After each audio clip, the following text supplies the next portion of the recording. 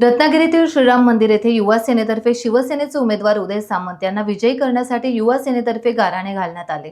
यावेळी युवा सेनेचे रत्नागिरीतील पदाधिकारी, युवा अध्यक्ष अभिजित धुडे, प्रथमेश साळवी, रोहित मायनाग, योगेश साळवी, दुर्गेश संगम, सफवान लंगा आदी उपस्थित होते।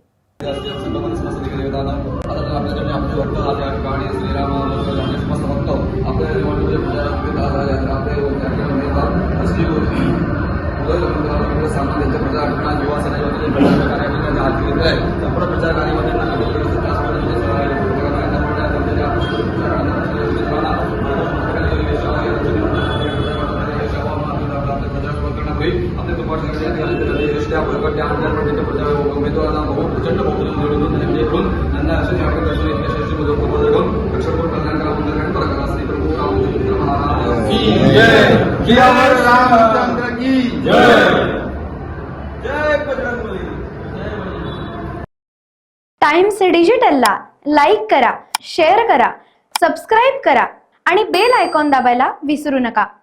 Times digital.